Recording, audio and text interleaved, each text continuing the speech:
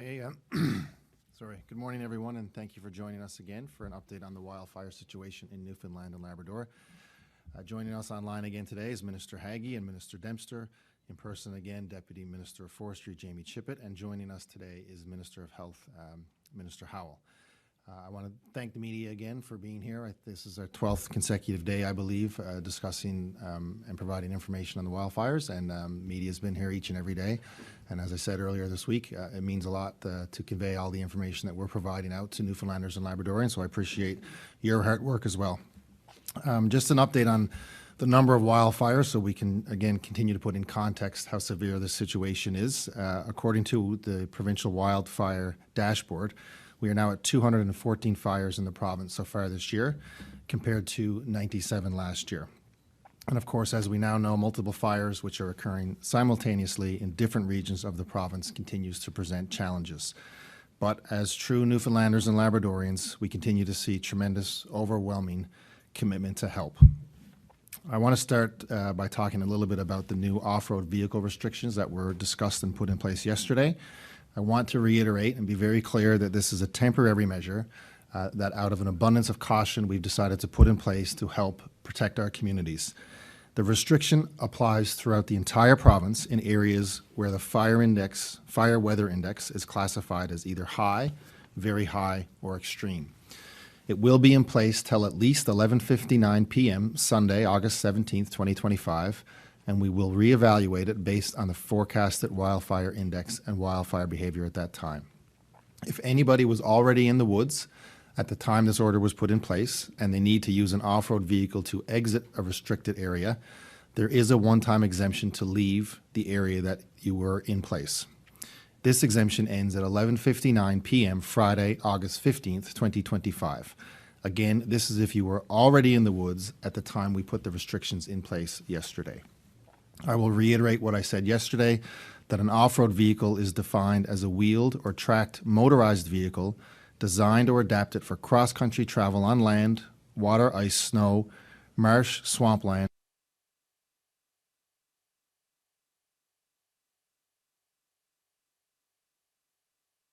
or other natural terrains, an all-terrain vehicle including a side-by-side, a mini bike, dirt bike, or trail bike, a miniature vehicle such as a dune or sport buggy, an off-road maintenance machine, and an amphibious vehicle. And forested land is trees or shrubs, dry marsh, bogland, land commonly known in this province as barrens, and does include trailways. I'll just add that we have received numerous calls asking specific questions about what parts of the province this applies to and what sort of vehicles it applies to. I would ask everybody to use the spirit of what we're trying to do here and not look for exceptions to the rule. Just try and generally follow the rule, and the rule is be safe. Assume it is an off-road vehicle, assume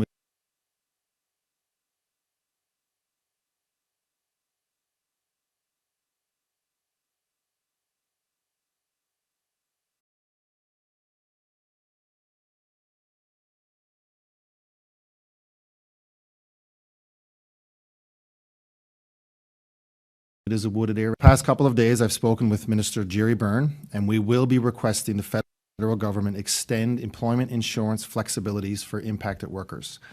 This has been offered by the federal government during other major wildfires throughout the country. And to expedite EI benefits for people impacted by these areas will help greatly. This is, of course, in addition to the immediate support the government of Newfoundland and Labrador has been providing in partnership with the Canadian Red Cross and the Salvation Army. So as for the specific updates on the wildfires, Mother Nature is giving us a little bit of a break, and crews are expecting a good day in parts of the province with regards to fire suppression. The Kingston fire is now 8,019 hectares at almost 1,500, mostly on the western edge, inland and away from the coast yesterday. Ground crews are working to secure the southern edge, and it has been a big success in slowing down this fire. Construction is still going on the fire break to the north of the fire, and approximately 2 kilometers of a fuel break has been completed. The fire has reached Northern Bay. Again, we do not have a specific number of any impacted structures in that community. On the fire today, there will be 1 to 2 tankers, and the high-capacity helicopter will be in the area. There will be 3 bucketing helicopters as well, and 20 ground crew from Ontario, Newfoundland and Labrador forest firefighters, local fire departments, and crews continue to work on the fuel break. Military crews and volunteer fire departments are also assisting with suppression efforts. Just to provide an update, I know the question's been asked about the potential number of structures. Again, I need to be very clear that it is next to impossible to determine how many structures have been lost due to the extreme fire behavior and the smoke and the danger of trying to make that assessment right now. So, of course, when we get through this, we will be able to accurately assess what has been damaged and what has been lost in these communities.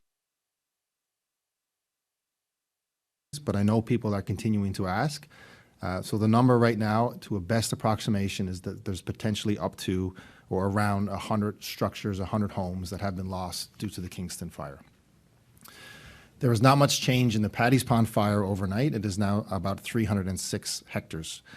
The winds this morning are southerly, moving to southwest early to mid-afternoon, which is good news because it would push the fire into Paddy's Pond. Cooler temperatures, higher humidity with some cloud cover are favorable, even if there's not much rain today. Some fire breaks are complete and some are still under construction. The fire guards are continuing to work well, and at this time there's no structure loss reported. Today at Paddy's Pond there will be 3 to 4 tankers, a bird dog, 2 helicopters bucketing, 2 Coast Guard helicopters, and local fire departments are continuing to work with us. The ground crew working on this fire guard is around 25 people, and work continues on the east and the west boundaries. St. John's Regional Fire Department continues to provide ground suppression along the Trans-Canada Highway, and residents are reminded that this fire is still very active and to monitor official government sources for updates. Just on that note, I have seen on social media over the last 24 hours people reporting or making the decision to say that they felt that the Paddy's Pond fire was out. It is not out. It is still out of control. We do have good news, but there's still a lot of work to do, and we're not there yet.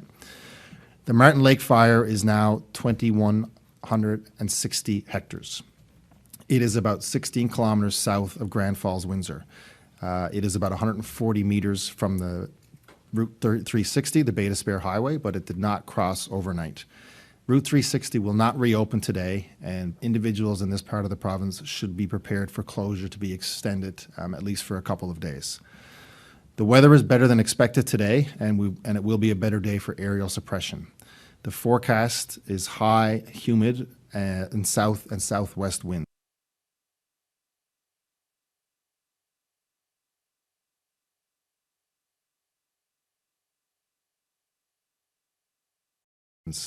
News is a possible 10 to 20 millimeters of rain tomorrow. On the fire today, we'll have 2 of our 415s. It is unlikely for ground crews today due to the extreme fire behavior.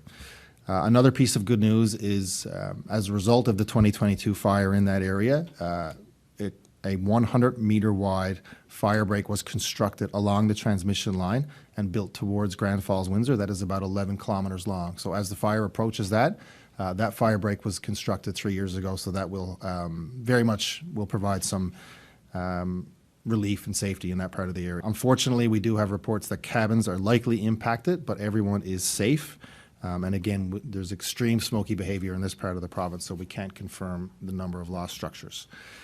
Just an update on some other assets that we anticipate getting in the next, hopefully, 24 to 48 hours. One of our super helicopters has arrived, and there are 4 more coming. This includes the 2 Blackhawks we spoke about, the Raptor we spoke about yesterday, and a Super Puma. The unfortunate news is that the weather throughout mainland Canada is delaying departure from where they are and delaying arrival here. So we continue to pray for good weather throughout the country so we can get the assets here. There is also another new water bomber from Ontario that can arrive today, pending weather. 3 more 802s and a bird dog from our friends in the Northwest Territories, which could arrive today, pending weather. Some updates on new fines. Another individual has been fined $50,000 on the West Coast for having a campfire. And an individual in St. John's, I know there was reports over Tuesday night into Wednesday about 3 brush fires that had started in St. John's. That individual will have 3 $50,000 fines in relation to these brush fires. And my understanding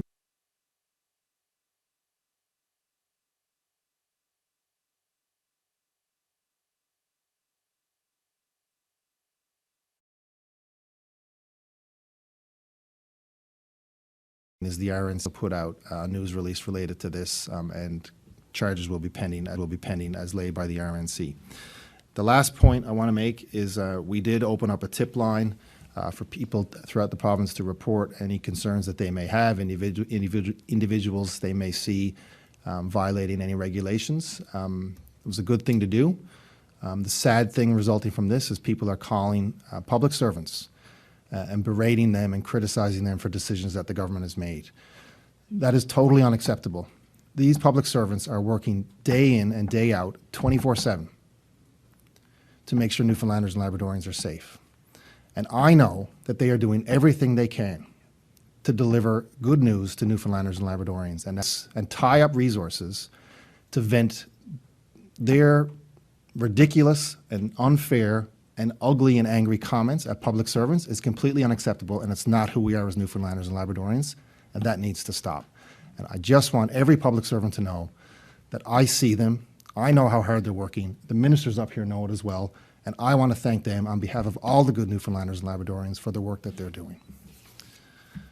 Mr. Haggie.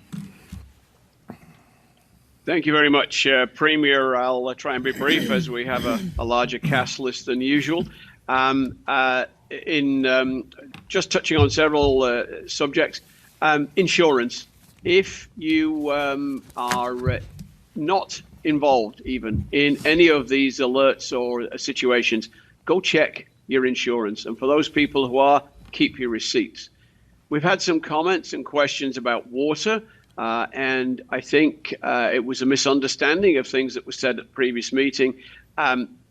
The only places that have any restrictions on water that did not exist before the emergency are the ones weighted and subject to fire damage. If you are in St. John's or any of the surrounding communities, even those under alert, the water is safe. You can drink it.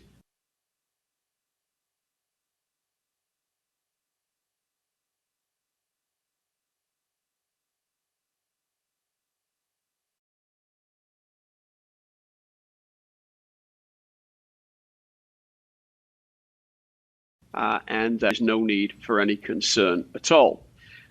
Financial support continues, and the Red Cross are making disbursements. There are arrangements for those people now who were in Musgrave Harbour and evacuated, and Badger who were evacuated, to also claim for their financial support. Those details are in detail on the Government of Newfoundland and Labrador website, and also will be detailed in this advisory. I just want to reiterate some of the things I've said before. There are active discussions with the federal government. I had a very productive discussion with Minister Olszewski and her staff yesterday afternoon, and it was down to the level of, shall we change a dangerous goods crossing with Marine Atlantic to get the avgas here faster? Helpful, and are working hard to try and facilitate all of our requests, which we've prioritized, given the fact that there are so many fires elsewhere. And I'd like to thank our colleagues across the country for their help and their support. We do have a tip line, as the Premier referenced. If you see something suspicious, if you see it, report it.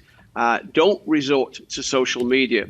And for those assholes who were on the phone yesterday, talking crap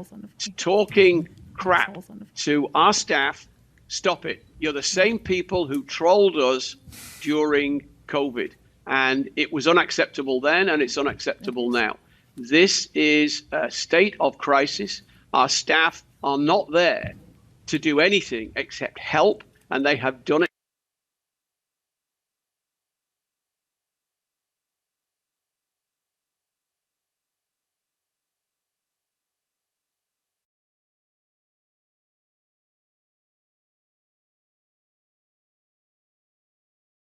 To the best of their ability. They deserve better than that.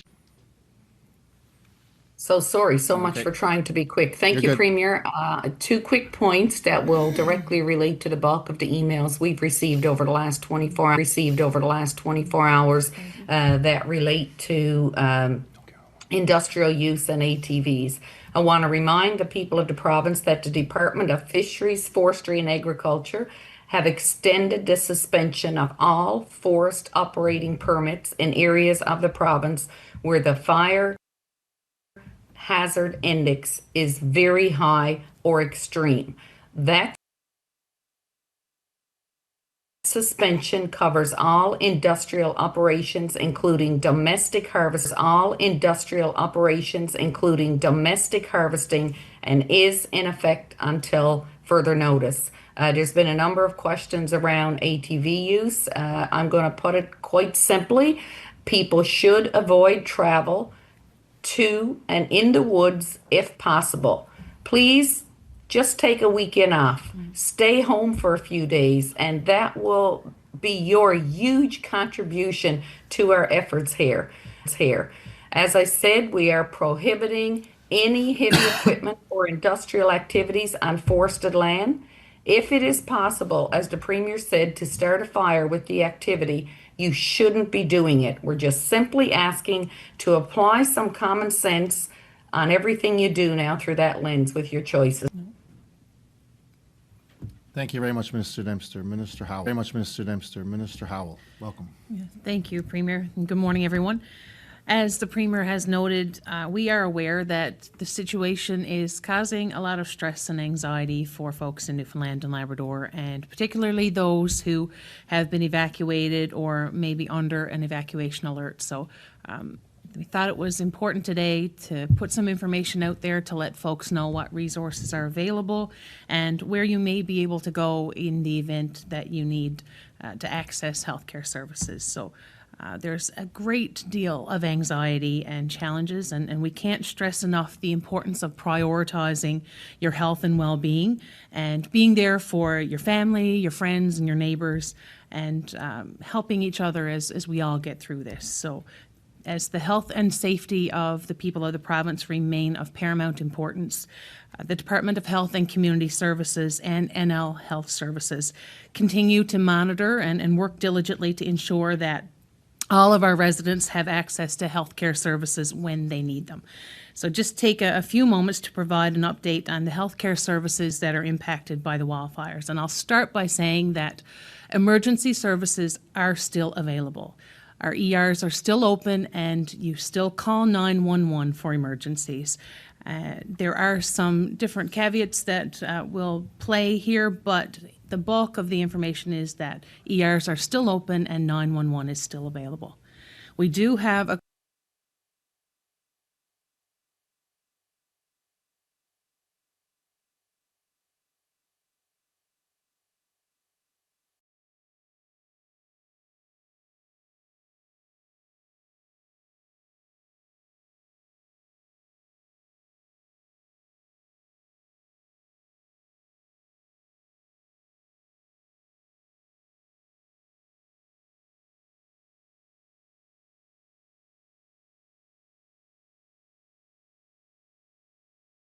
closure of the Western Bay Clinic, and they have a quite an operation going on there in Carbonear Academy, and hats off to them for operation going on there in Carbonear Academy, and hats off to them for how they've been able to pivot and bring resources to that center. There's also a community supports program on site there from 9 a.m. to 8 p.m. There's a multitude of staff available to provide supports. We have 2 social workers and 4 nurses who are providing mental health and addiction supports, 1 social worker and a physiotherapist who are providing community supports, a nurse practitioner providing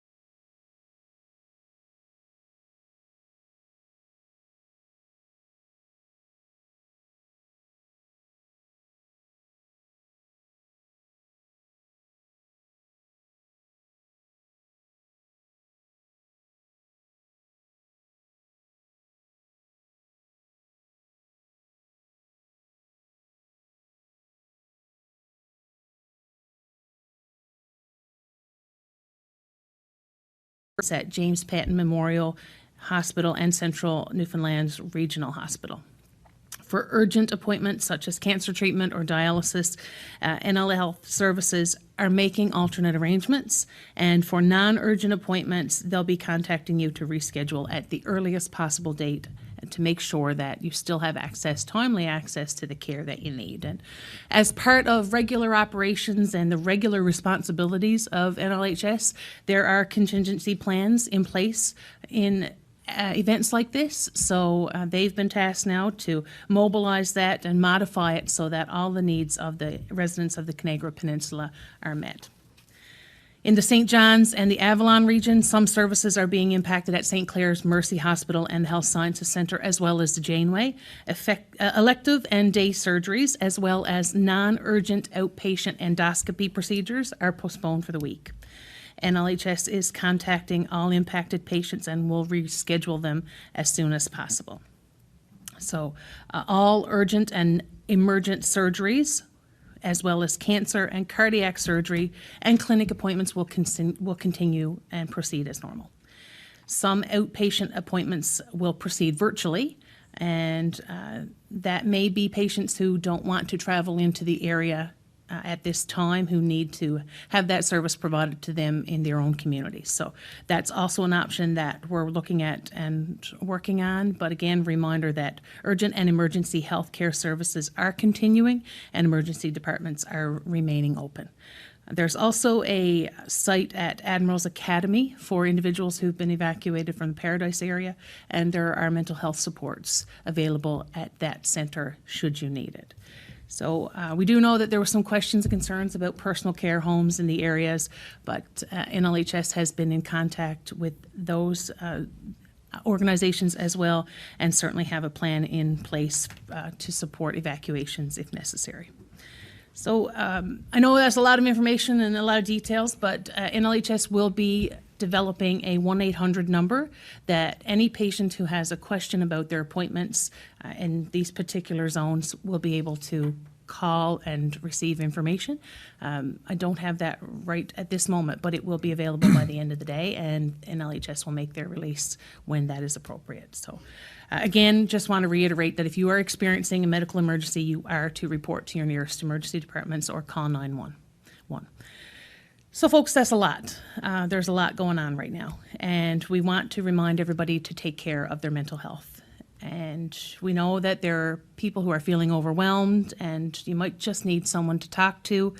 These resources are still available in our communities. You can call 811 for free medical and health supports. You can visit a local Doorways clinic or visit the Bridge the Gap website for online mental health resources. There's an enormous burden placed on us right now. Everybody is experiencing the stress and strain of these fires, but we will continue to look for ways to support Newfoundlanders and Labradorians. And as the Premier said before, we know that this fire will end, but there will still be challenges thereafter. Many people will have stressors and questions and high levels of anxiety for some time to come. So we're contemplating what supports for the long term look like now. But we want to assure you that going forward, we are planning for supports for individuals who've been impacted by this fire. And this includes the first responders and the individuals who are working on the front lines, who are literally and figuratively holding the line for us right now. And we're going to work on wellness sessions to be offered by NLHS, as well as education sessions, group supports. That'll all be available in the coming days for individuals. And there are wellness officers now being placed in the health zones to explore wellness strategies for employees who may have trauma related to the fires and this current situation. So the challenges that we face, we know they're significant, but it's important to recognize that people are stepping up all across the province. We see this in the determination of our firefighters, our first responders, the volunteers. We see this in the tireless efforts of individuals who are just making changes to their day-to-day so that they can accommodate others and be accommodating of this situation. And we certainly see it in the dedication of our healthcare workers. We know that folks are showing up to work when they've been evacuated from their homes, and they're still showing up for their day's work, knowing what the consequence could be to their own families and their own areas. So People are stepping up and going above and beyond. And as the Premier stated, the public servants in this province are second to none. And in times like these, they shine their brightest and they deliver for the people of Newfoundland and Labrador. So a huge thank you to them. Be assured that if you're impacted by these fires, we're here to support you. We will be available with resources, and we want you to take care of your physical and mental health at this time. So a heartfelt thank you to everyone who continues these efforts. And, there will be an end to all of this. We just have to stick together, and we'll see it through. And as we've done in times before, we'll come together and support each other. So thank you. Thank you very much, Minister Howell. Any questions this morning? Premier, as you mentioned, the RNC has arrested a man for setting brush fires in St. John's. Great work by police, but what is your thoughts on somebody intentionally setting fires right now? It just continues to, I guess, be unbelievable. I think every Newfoundlander and Labradorian feels like I feel and like all the ministers feel and probably all of you feel.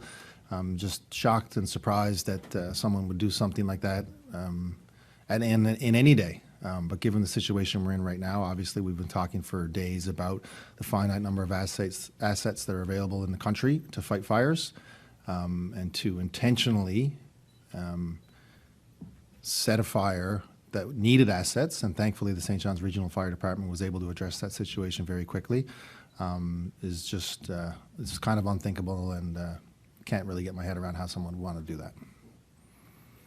You warned people not to be too optimistic or to jump to conclusions with the status of the fire at Paddy's Pond, rather. What is the correct amount of optimism to have? I think I said it earlier this week. Let's always be hopeful and let's always be optimistic, but let's be realistic as well. This is why we continue to provide these updates daily and sometimes twice daily, so people can get the correct information. Make sure that people are prepared. They should be prepared in the event there's an evacuation order. Aware that the situation can always worsen. But it's important to provide the update in terms of when we got good news as well. We're not just here to scare people. We're here to make sure that people are aware of the specific situation going on. I think we have better news today at Paddy's Pond than we did yesterday. So continue to be hopeful, continue to be optimistic, but continue to be aware of what can happen. I know, these things, we've talked about this as well, can change hourly. But we have a good weather report today. We have good news on the suppression that worked yesterday. We have good news in terms of it potentially blowing into Paddy's Pond. So I guess, my comment will be always be hopeful, but always be realistic as well. There was a video circulating on social media yesterday that I think might have fueled some of that. Yeah. It showed some smoke in the area, but no visible flame. So maybe can you speak to what people were seeing yesterday and why that's still considered? Yeah, I think to be Jamie out of could speak to control? that, but no flame doesn't mean no fire or no risk. I'll take that and I'll use an example from earlier this year. So I did do a flight over one of the other forest fires and was there at the late afternoon period that tends to have the most forest fire activity, and within the span of 20 minutes to a half hour, that fire went from very smoky, very limited open flame to just a wall of open flame. So Premier's absolutely right. That fire's not out. It's into the ground, and it's still really warm. Albeit some cloud cover and those types of things are positive news. So I think optimistic, but still not at a point where we're talking about this thing being held or under control. What kind of conditions would we need to see with that particular fire to lift the evacuation or alert orders? I don't think we're at a point in time to even start that discussion. Obviously, it would be informed by a recommendation from our incident commander. And based on the fact that, a day and a half ago, that fire was in very serious, high-ranked risk to several communities in and around St. John's, I'd just leave that there right now. But would all the hot spots need to be out?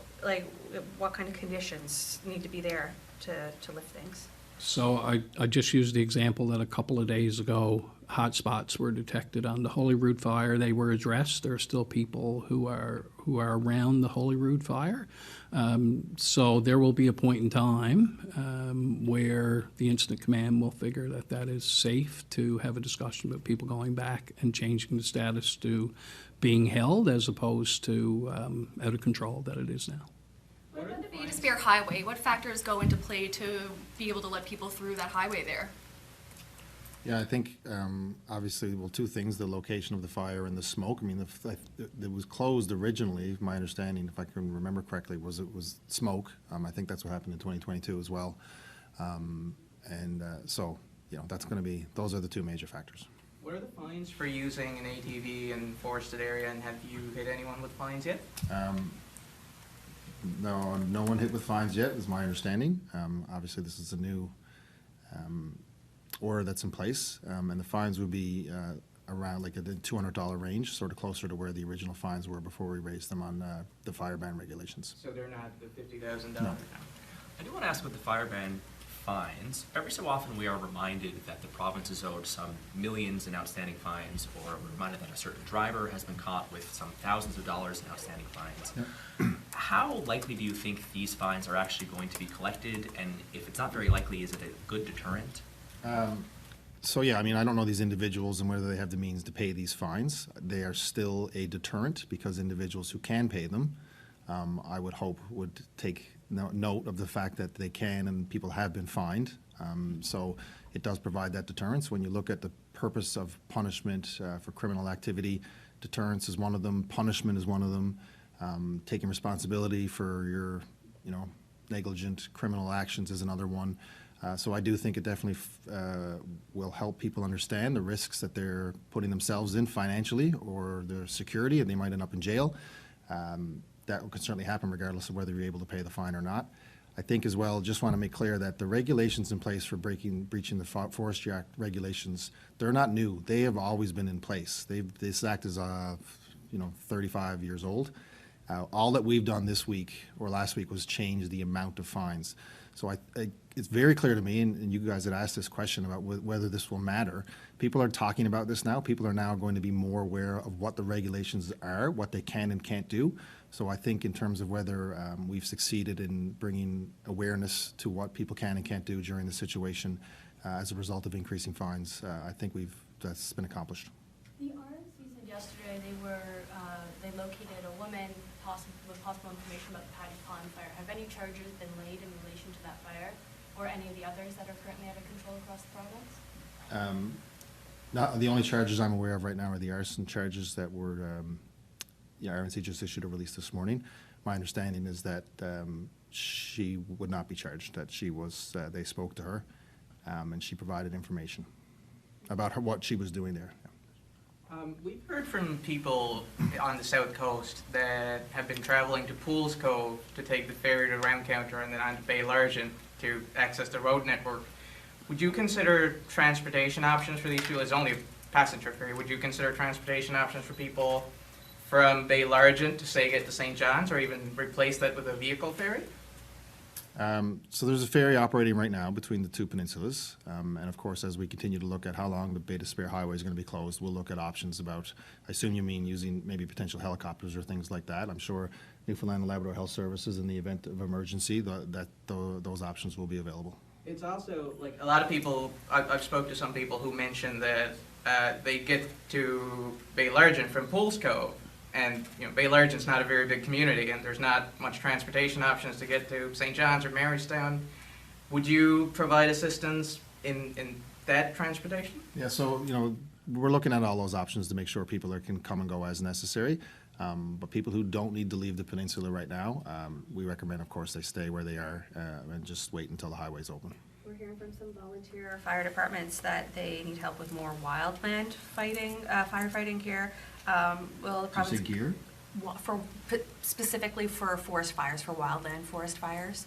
Will the province commit to spending more on volunteer fire departments during the next budget or funding cycle? Yeah, so we've already committed to spending more in terms of volunteers who are putting in this extraordinary effort, and they will be compensated once we figure out exactly how much effort was put in. I know it's not a small amount of effort. This is why we've made the decision as a government to compensate the individual firefighters for the extraordinary and dangerous work that they, I don't know if they signed up to do this. They didn't sign up to fight wildfires, but they're doing it anyways. So I think that's a signal for sure that we recognize the efforts that volunteer firefighters are making throughout the province. And as I said for the last 2 weeks as well, I think this is a conversation that we will have as a province and we will have as a country about how firefighters are deployed and compensated going forward. Or will there be a commitment specifically for wildfire fighting gears for these departments?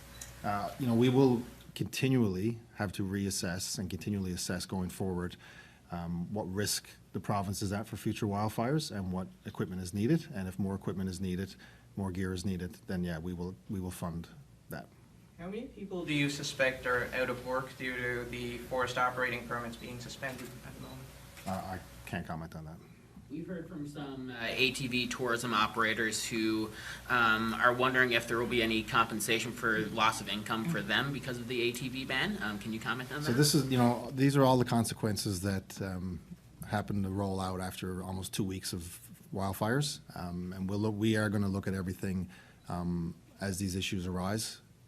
For example, EI, that wasn't an issue necessarily last week, and it is an issue now. This is why we're going to talk to the federal government about that. So in terms of businesses that may be impacted because of decisions that the government had to make, the right decisions to make sure Newfoundlanders and Labradorians are safe, that's always the priority. We'll certainly have those conversations with those groups. And there are some, obviously, communities that have been devastated by this.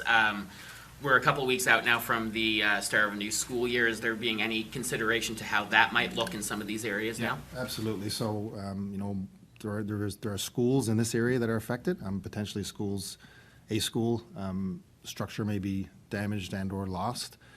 So I spoke to the Minister of Education yesterday about this very issue, and he's very much on top of it. Actually, he'll be providing an update on this tomorrow morning because I know parents are going to start getting worried about this as well. We'll make sure that the children are in school on time, and we will maybe have to allocate or reallocate where students go. But we'll make sure that those resources are there for the students. As assessments continue in the area, it's known now more homes in the Conception Bay North area have been lost. What is your message to these people? The message today is the same message it was on day one. I understand. I can't understand. I hear the stress. I hear the the disappointment, the anger, the frustration when I speak to them. And I've asked them to be patient. It's very easy for me to ask that. I'm not the one sleeping in the gym. I'm not the one who doesn't know if my house is still there or not. But they have, they have been patient, and they are accepting what's happening, and they know that some of this is just in Mother Nature's control. And that we'll continue to be there for them. And once these fires are out, and they will be out, and we get into the communities to see what's left and what's gone, we'll work with every individual, every family, every business, every mayor to see how we can rebuild the communities. The phone calls that public servants are getting, I gather that you don't agree with them, but what is the nature of what people are saying? Are they complaining about the fire ban, the ATV ban? Like, what are they actually saying? Yeah, so I heard about this morning on the way down to this briefing. I think certainly one of the things, and Jamie can maybe comment a little bit more specifically, being upset about decisions of government, which are not decisions of public servants, of course, and how can you ban things? Who do you guys think you are? Why are you trying to control us?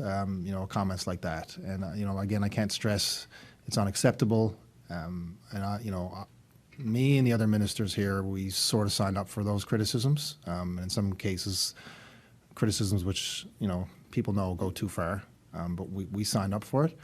Public servants didn't sign up for that. And that's not fair. That's not right. The other thing I wanted to ask is, could you give a bit of more of an accounting of the air assets? Which ones are through the CIFFC and which ones are privately? So maybe what we'll do is, there's a lot of assets, and I was able to tell you specifically this last week what we had here, but as they continue to grow, we'll put together a specific list of what we have and what's coming and provide that to you. On that too, for what's coming? We can tell you what's coming, but we can't necessarily tell you when because of the weather situation. But yeah, we can do our best. Yeah. Okay. Thanks everyone. Stay safe.